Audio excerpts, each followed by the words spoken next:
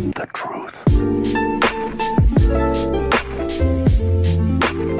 What it do, Nightcast crew? What's good with y'all? What's good with y'all, man? How y'all feeling tonight? Hope y'all feeling good. This is like the first time that we've recorded in a while that's actually been at night. I feel like a real I Nightcast. feel like a real nightcast because I'm tired. I'm a little exhausted. I'm not gonna hold you. But today's topic, or I was just thinking earlier, and I really wanted to have a little podcast about just living for ourselves and for yourself specifically, because I feel like throughout life, more often than not, most people are projecting or portraying the way they want you to live, whether it's indirectly or directly. And I've mentioned this before on one of the podcasts, and we got an audio clip of it of somebody mentioning it as well. And there's a 1 in 400 trillion chance of being born, meaning that up until this point, not only did all of your ancestors have to do every single thing right for us to be here, and don't got to be like right as in whether it was a good decision or not, but every decision that every single ancestor that we've had has led up to us being here. And it's like, besides the chance of your parents even conceiving a child or having a second date, like to be here right now on this earth is such a blessing and a gift. And I feel like more often than not, we forget about that because people are so focused on the day-to-day or the small, minute details of life. Because I mean, like, I feel like those day-to-day things, like, a lot of people don't know how to deal with them mentally. And I feel like mental strength is a big thing that's overlooked, and like mental health in general. But like, I really feel like mentally, to survive and thrive through life, you have to be mentally strong, and you have to have a great foundation in everything you do. And I was watching, I don't know if you know who Mike Rashad is. I'd have to see a picture of him. He works out. Bodybuilder. Big black dude. He's huge. He's not a bodybuilder, but he be on Fresh and Fit all the time. He actually was on there the other day because he's in a polyamorous relationship. Does that mean he's got multiple? Yeah, he got 2 girlfriends, and they were like dissecting that stuff. It was pretty interesting, but We used to have somebody on the podcast, one of those. I feel like that'd be. I don't think I know any polyamorous. Neither do I, but We could find some. I'm sure one of our fans out there knows someone there is in a polyamorous relationship that they could come in and give some intel on, because I'm sure a lot of people would want to know if it's possible and does it really work, because a lot of men fantasize about being in a relationship like that, but one woman is already. It's tough. I can imagine that, like, with multiple female emotions, and like all of that just lining up. It'd be a lot to handle. Mentally strong. You got to be mentally strong. You're going to need more than that. Yeah, you're going to need Jesus. You might need more than that as well, because women going to test you in all aspects if you let them. Yeah. And so will life. And that's why I feel like living for yourself is so important, because people don't talk about stuff like that. Like, people just want you to be the picture perfect child, or people want you to be the perfect role model for a student or for whatever box they want to put you into. I mean, that's how I felt growing up. Just because, like, you're the firstborn. I'm the oldest. My parents was micromanaging every single one of your movements and every single one of your habits to make you the picture perfect child. And I feel like that's why I'm like, I wouldn't say I'm a control freak or controlling, but I just like things done a certain way. Oh, I'm sure. And I feel like being the second born, I saw that, and I got like a little bit of the same treatment, but not to the extent that you did. And then seeing, a child come after me, and it's like, so don't matter apparently, but rules are non-existent. But it's the youngest. That's how it's supposed to be. They put all their hard work into the first couple, and the last one's like, he got it. He got brothers. He got siblings. They'll show him the ropes. And you all know how the youngest act. Going off what you said, I don't know if you heard what Lennon said the other day. He was like, man, I can't wait to be a grandpa, but I don't want no kids. I said, I don't think that's how that works. He said, why not? I said, Lennon, you got to have kids to be a grandparent. That was Uncle Grandpa. He ain't got no kids, but everybody his grandchild. That was Uncle Grandpa. Said, sir, You know, he probably shouldn't be around kids. We're gonna need you to leave the premises. None of these children are yours, are they? Well, no, but technically, but I'm their grandpa. We'll mess around, get detained. Yeah, grandpa. I love grandpa. Grandparents are the best. They are. Grandma. Shout out grandma. Shout out papa. Shout out papa, grandpa, granddad, and man, shout out my man Pap too. R.I.P. That was honestly, I can say, one of the best role models of a man I've ever seen. And like, I wish that he was one of my grandparents. And the real ones know Pap. If you're a real one, you know who I'm talking about. He was there in the Sandbox. The Sandbox, man.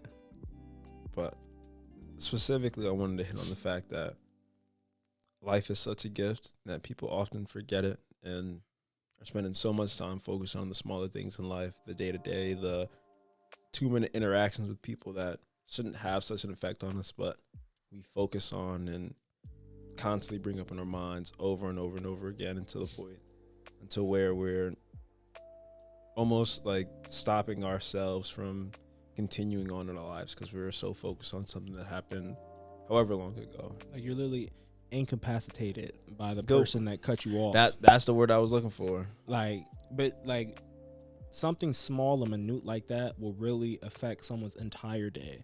And once you let that little stuff affect one part, it's just gonna be, your day's just gonna get worse and worse and worse. Because we were watching Black Ink, and not Black Ink, Ink Master, and the guy was doing a tattoo, and the lady was being super ornery, and like he was just like, no, like, we're good, like I'm having a great day, I'm in a great mindset, and she just kept pushing and pushing and pushing him, and he snapped, and that's when he let it get under his skin a little bit, and it just built up and it exploded. And I feel like people do that very often because I'm one of those people who push it down. I'll just hold it in and say, oh, it's not that big a deal. It's not that big a deal. But I'll think on it. And I think on things and it's like, man, until the next interaction happens and it's like, you know what? I'm going to F you up. Not only was what you just did annoying, but the last 6 instances, I probably should have folded you for. Like somebody leaving the top off the toothpaste. You going to blow up. Blow up. Don't even get me started. That's not a good subject we should go to. I'm real touchy about the cleanliness of my bathroom. And after having to get on my hands and knees and scrub that clean to perfection, we're not even going there. I'm gonna turn this whole episode into about why I need to live by myself and why I need my own bathroom. But you shouldn't let those things affect you. You shouldn't let those things affect you. A perfect example. And I try not to, because if I allow something small like that, T. Harv Eker always says that, and I quote him all the time because he really changed my perspective on life, and that in and of itself changed my life because he's like, whenever you think about crap, you attract crap, man. And the more you think about it, because I forget how the analogy goes, but our thoughts lead to actions. Or I know I remember reading that part in the book. I do. I'm not gonna say it because I don't want to have to go through the process of trying to explain something. Like, vaguely remember. And then looking for it in that book would be.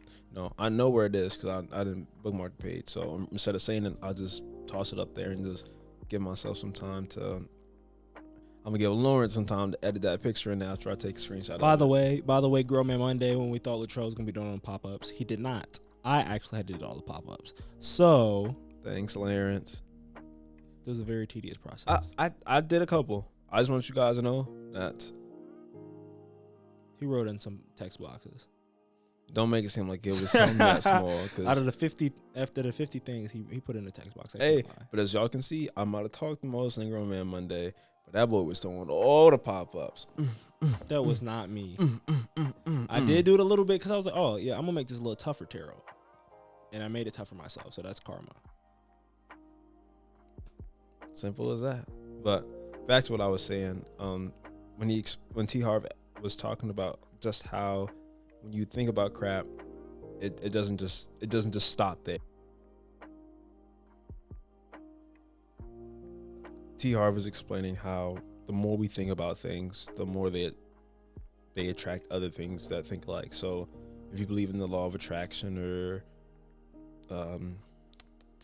manifestation, it's the same exact principle, where if you think about bad things or you think about all the negative things in your life, it just has a compound effect, and it'll go over and over, and it'll get worse. It'll just snowball. And it's the same thing with positive things. So like, you think positively and not pessimistically. Pessimically.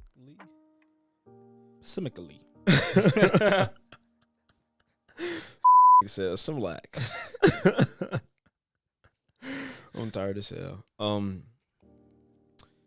And you see how it affects your life though. And I know we're not towards the end, but like my gold nugget for the day is just to be super conscientious of our thoughts, because our thoughts are so much more important than we give them value or what we think they are, because your thoughts lead to your actions, and your actions lead to your outcome. Ooh, that is very good, but I'm pretty sure the analogy was like something else. Your thoughts lead to your decisions, and your decisions lead to actions, something like that. And the principle is there though, to where the more you think about something, you'll attract the same things that you're thinking about, whether that's positive or negative. So my advice to you guys, and to myself and to you, would be to always think very conscientiously of our thoughts, because before you know it, they'll lead to the actions that are either causing your demise or your success. And that's what, like, I just really love like the day and age that we live in, because like there's so many ways that people can handle like mindset type stuff. You know what I mean? Like, explain.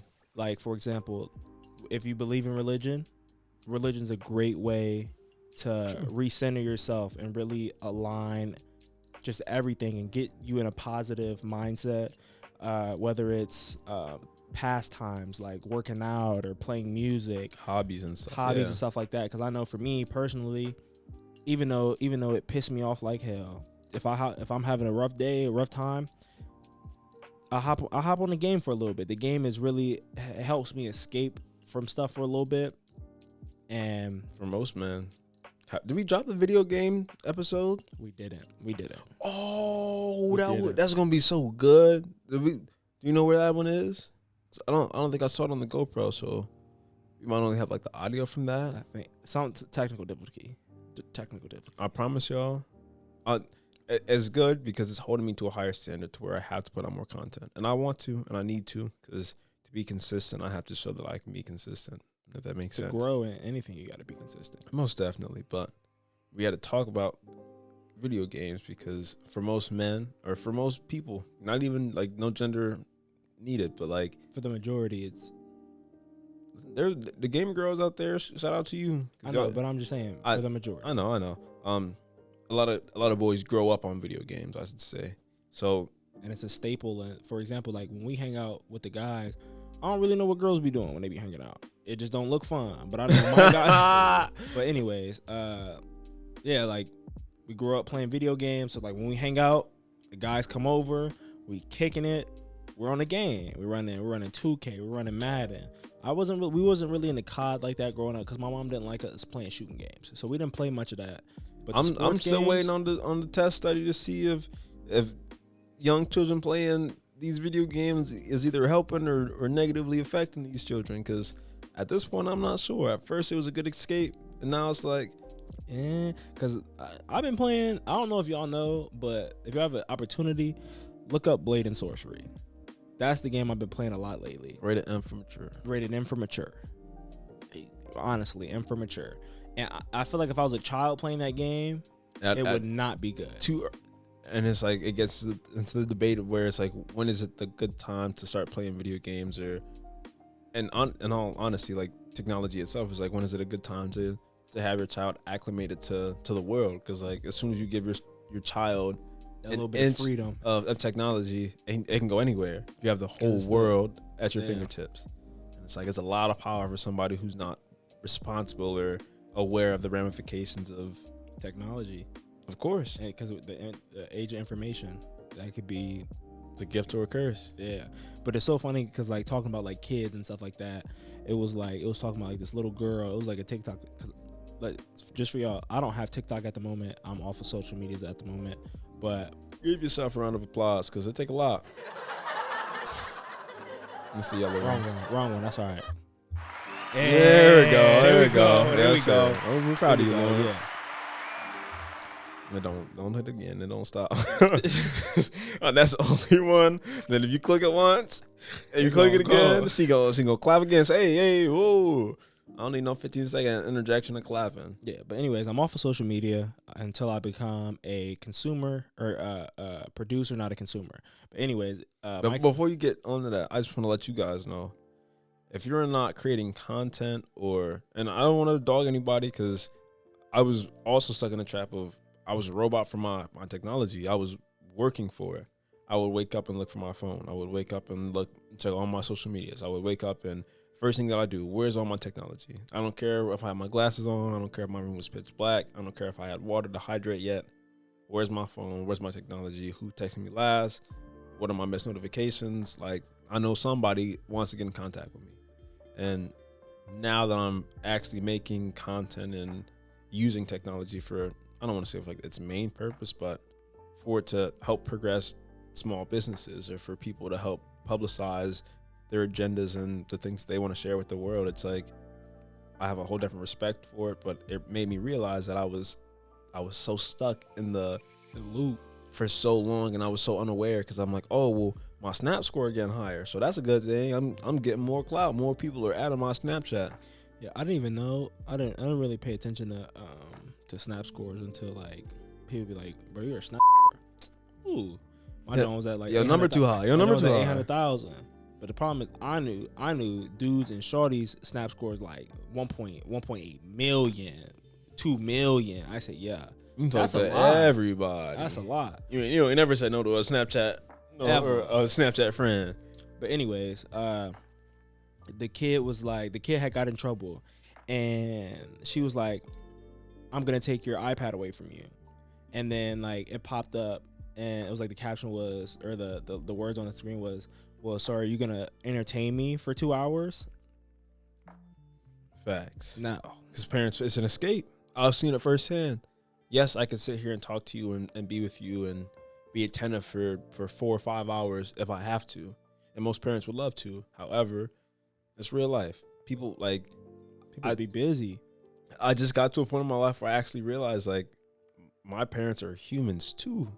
Like, you know how crazy it is to not only be like, oh, well, that's my parent, but like, could you imagine that person is actually like going through struggles and dealing with things on a day-to-day basis that we do? Like, me and Brayden talked about it before. They the main character, and it's so crazy because like, even with our siblings, I see that all the time. Like, me realizing I'm the main character and my brothers are my side characters, but in their life, they're the main character. I'm that one. I'm the protagonist in my own anime. He the side character. I'm the main. And that boy get way less screen time than me in my life. I'm that one. I'm the main. You don't do enough. Let's not get into that. Y'all lucky. We're not gonna get into it. I was gonna use the rest of this GoPro time to talk to this man and say, hey, bro, I don't know who you think you're feeling like, but we cut the cameras off. That's because I got my sweater on. I'm feeling good. Oh, I got a question for the Nightcast fam. We gotta do a little poll. Who tan sweater better? Because I think my tan sweater that drip. But it's the thing. If you win, I really win. And if you win, I win. You really win. That's my sweater. And that's my sweater. Yeah. But that's too. I got it from the thrift shop, and it is so big to where I'm like, oh, he's swimming. I said, oh, I'm gonna get swole. So when I wear this, it's gonna fit like a glove. It's still big on me. So this was his sweater before he got swole, and then he got big and swole, and now it's too small, and it's like, it look goofy. I can't lie. I said, man, that sweater would look so good on me, and it do. Every time I bring it out the house, somebody like, oh, your sweater is so cute. That's handsome. But I know, I know. It's that hand knitted. You don't know nothing about that. It's just the subtle hints of all colors. You could put anything with that. Anything with that. See the ice that I'm rocking. I don't know if y'all know the story behind the Cuban link, but that might be a story for another day. I think that I didn't share it with them. Yes, you did. You shared it in Grown Man Monday. I remember because I I did. But I only mentioned a little bit. Because we was talking about that book. It's like, I didn't lose the book. I said, no, because you was unorganized. Just like when you lost that Cuban link. I didn't lose no Cuban link. I had the bag for it. Never mind. Freaks you talk about. Don't do me. I know what I did and did not do. Anyway, to to close this off, I'm gonna ask Lawrence if he got a gold nugget that he want to think on before I say my final point. But I just want to let you guys know, thank you. By the way, if you ain't subscribed, subscribe, and if not, that's fine. I'm not gonna sit here and how do beg you. YouTubers say? Subscribe or click the bell notification. That boy, he a YouTuber now. I'm a vlogger. We got a lot of stuff coming for the podcast and just everything in general. We want to have a lot of different type of content coming out, different stuff. We're just trying to do a lot of things, bro. Don't worry, because the channel has gotten to a point to where we're mature enough and understand the ramifications of our actions, and the fact that if we are giving to the people and helping educate, then consistency is key. Because besides, like, growth aside, I want to be able to give as much value as I can to whoever subscribed, whether it's the first 46 or, that last, however we go. I want to make sure that every subscriber knows that I do really appreciate all the attention and the time that you spent watching our videos. I appreciate the people that you've told about our videos. For sharing and reposting. Yeah, I appreciate it. Family's been doing real good about that. I appreciate y'all. My real family, my battles, all of that. My real Nightcast fam, y'all my family. But my real biological family, y'all been hooping. I really do appreciate y'all. They be on Facebook. I don't even go on Facebook, but I heard it was on Facebook, so I said, I run it up. I ain't been on Facebook in a decade, and I know myself owns my dad, like, oh yeah, I heard that was on Facebook. How I seen this before y'all posted? I don't know. Facebook got it all, apparently. Yeah. I guess one of my family members been leaking our videos. We got a mole. Getting them early access. But like I said, I just want you guys to know I'm very thankful for you guys, and I appreciate the feedback and the people who are doing what they can to help out the channel. And I want to make sure that you guys know that because of that, and not only because of that, but that's one of the factors of why I want to try so hard to make sure that we're educating as many people as possible and educating ourselves as well. Because, like the first thing, one of the first and biggest things that we mentioned on like the first episode is, if you believed everything on the internet, you'd be a fool. And I don't expect you to sit here and listen to everything I say and take it 100%, because you heard it on the internet. But I want to encourage everyone to search up one more question or to find one more answer to something that they were thinking about or curious about, because it starts off with that and then it goes so much further. If I can be the first person to start that thinking in your mind to, well, I wonder what that question really means, or I wonder if that's really true or not, because that fact is crazy. Because like I said, I'm not here to give no opinions. I'm here to tell simply the facts, because everybody gives their opinion on the internet. Nobody cares about that because everybody gives it. So if I can give you the facts, and whether you believe it or not, I can inspire you to search it up for yourself. My goal has been accomplished. I want to spread as much positivity, as much love as possible, because that's what the world needs. So, straight like that. Thank you guys. And Lawrence, you want to take us out with that gold nugget? So, my thing that I've been struggling with lately is like, I've actually always struggled with this, but like looking to the future and not really taking in what's going on right at this moment, and taking this moment for granted, and always worrying about the next 2 steps, the next 3 steps, 4 steps, 5 steps, because that's where, not to cut you off, but that's where we live in.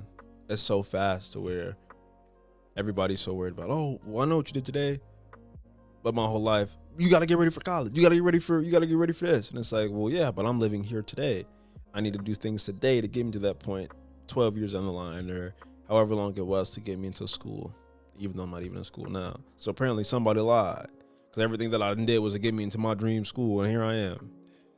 I'm living my dream, but I'm ran in school. I can tell you that, for now at least. But continue. But yeah, just like really focusing in on the now, and not taking now for granted, because a lot of people don't have now. They didn't wake up this morning. They didn't wake up yesterday. Like we really have to. Oh, excuse me.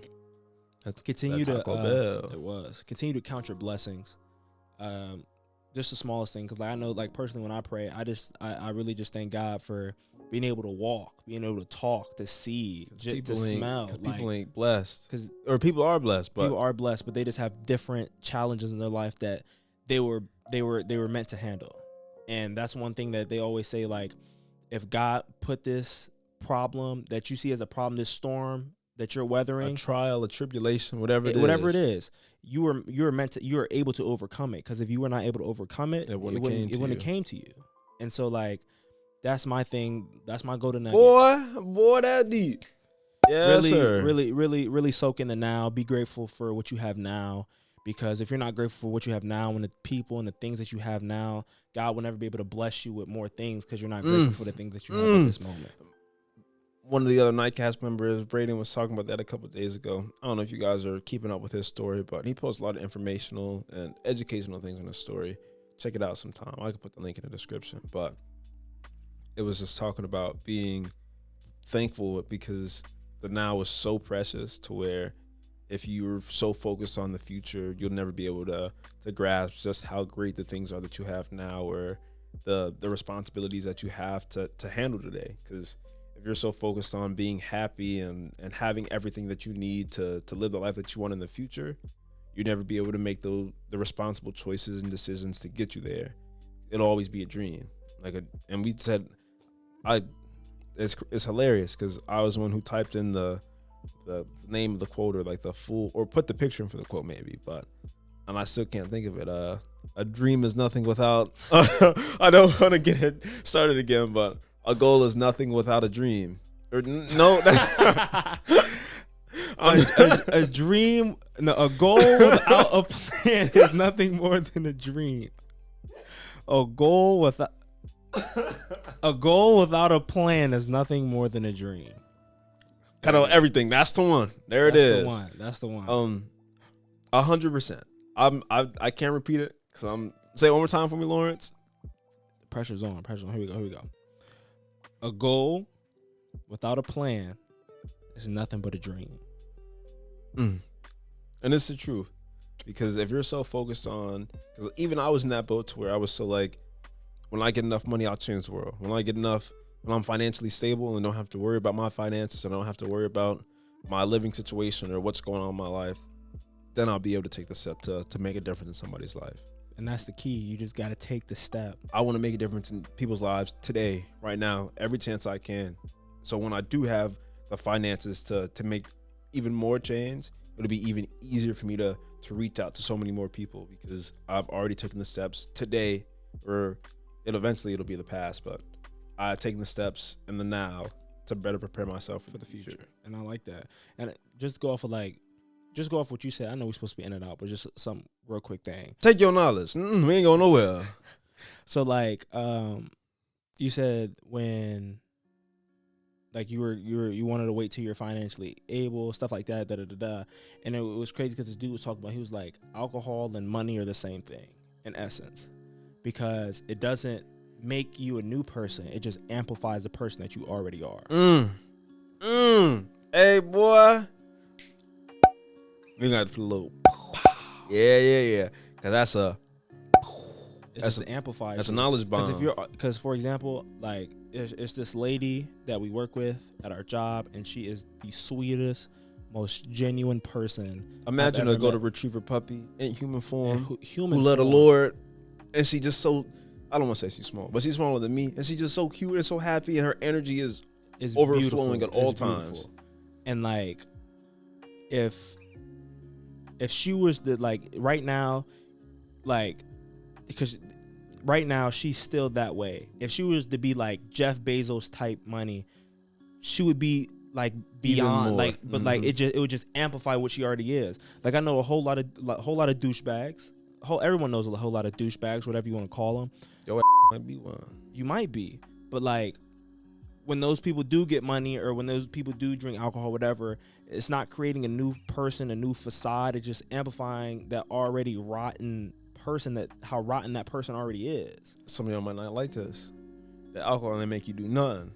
You want to do that before you drink that alcohol, and they gave you an excuse. They gave you some liquid courage to do what you wanted to do, but you didn't want to do it before because you ain't have the courage. Courage is also key. Courage. So is protection, but courage as well. I watched this one dude on, he's a weightlifter, and he always says, you practice safe sets? He said, practice safe sets? Practice safe sets. Put the clamp on. I said, yeah, yes, I like that. I like that. Safe sets. Because that's really important. You don't want to hurt yourself when you powerlifting or doing no heavy weights unless you by yourself. If you by yourself and you lifting bench press, take them clamps off. So you gotta doop doop. You save your life. You save your life like that. But in any other circumstance, put them safe sets. Make sure you practicing safe sets. Because if not, you will have yourself out of luck when that bar come down because it's too heavy and you ain't got nobody to. Or you trying to hit your PR and then weights get to wobbling and jump off the bar. That's because cats don't be going slow and control. They just be. Because don't nobody care about the slow and control life. The world we live in is so fast. Technology is the people. I don't want to say it's the key to everything, but technology will be our biggest asset and also our biggest downfall if we let it. Because technology is no different than alcohol or money at that point. And the thing is so crazy. Like, I don't know. I think I said this in another podcast, but like they were talking about like this conspiracy theory, talking about how like technology was our forbidden fruit. Because if you look on the Apple logo, that boy took a bite of the apple. He took a bite. Boy, you know how to end this episode. You know how to end this episode.